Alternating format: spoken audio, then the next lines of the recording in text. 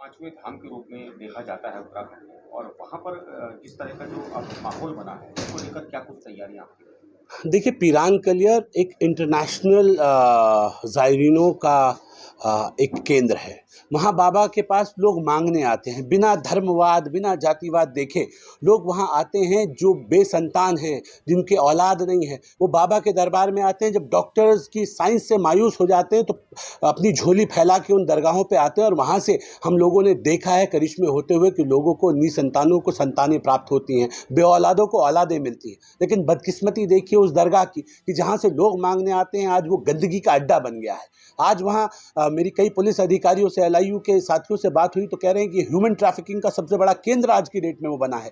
आज की डेट में पीरान कलियर ड्रग्स का बड़ा केंद्र बन चुका है। पीरान कलियर आज की डेट में वेश्यावृत्ति का अड्डा बन चुका है। पीरान कलियर के अंदर ड्रग्स के साथ, ह्यूमन ट्रैफिकिंग के साथ, क्या कहते हैं उसे, कई सारे जो ऐसे मामले सामने आए हैं जिसको नाकाबिले बर्दाश्त है। और हमने बिल्कुल मन बनाया है, मोदी जी के स्वच्छ भारत अभियान के तहत इनकी सबकी सफाई करेंगे। एक भी गलत आदमी को हम पीरान कलियर में रुकने नहीं देंगे।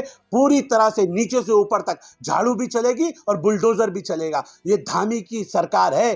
किसी कीमत पर भी इन भ्रष्टाचारियों को, इन देह व्यापार करने वाले को, इन ह्यूमन ट्रैफिकिंग वालों को बिल्कुल हम बर्दाश्त नहीं करें, किसी कीमत पर नहीं।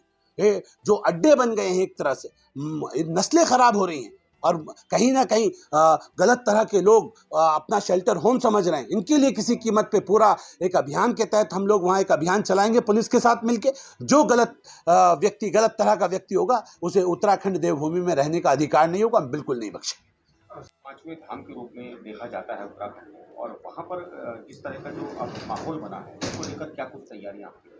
देखिए, पीरान कलियर एक इंटरनेशनल ज़ायरीनों का एक केंद्र है। वहाँ बाबा के पास लोग मांगने आते हैं, बिना धर्मवाद, बिना जातिवाद देखे लोग वहाँ आते हैं। जो बेसंतान हैं, जिनके औलाद नहीं है, वो बाबा के दरबार में आते हैं। जब डॉक्टर्स की साइंस से मायूस हो जाते हैं तो अपनी झोली फैला के उन दरगाहों पे आते हैं। और वहाँ से हम लोगों ने देखा है करिश्मे होते हुए कि लोगों को निसंतानों को संतानें प्राप्त होती हैं, बेऔलादों को औलादें मिलती हैं। लेकिन बदकिस्मती देखिए उस दरगाह की कि जहाँ से लोग मांगने आते हैं, आज वो गंदगी का अड्डा बन गया है। आज वहाँ मेरी कई पुलिस अधिकारियों से, LIU के साथियों से बात हुई तो कह रहे हैं कि ह्यूमन ट्रैफिकिंग का सबसे बड़ा केंद्र आज की डेट में वो बना है। आज की डेट में पीरान कलियर ड्रग्स का बड़ा केंद्र बन चुका है। पीरान कलियर आज की डेट में वेश्यावृत्ति का अड्डा बन चुका है। पीरान कलियर के अंदर ड्रग्स के साथ, ह्यूमन ट्रैफिकिंग के साथ, क्या कहते हैं उसे, कई सारे जो ऐसे मामले सामने आए हैं जिसको नाकाबिले बर्दाश्त है। और हमने बिल्कुल मन बनाया है,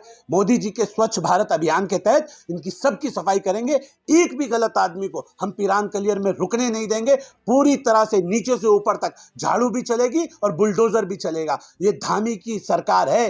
किसी कीमत पर भी इन भ्रष्टाचारियों को, इन देह व्यापार करने वाले को, इन ह्यूमन ट्रैफिकिंग वालों को बिल्कुल हम बर्दाश्त नहीं करें, किसी कीमत पर नहीं। जो अड्डे बन गए हैं, एक तरह से नस्लें खराब हो रही हैं और कहीं ना कहीं गलत तरह के लोग अपना शेल्टर होम समझ रहे हैं। इनके लिए किसी कीमत पे पूरा एक अभियान के तहत हम लोग वहाँ एक अभियान चलाएंगे पुलिस के साथ मिलके।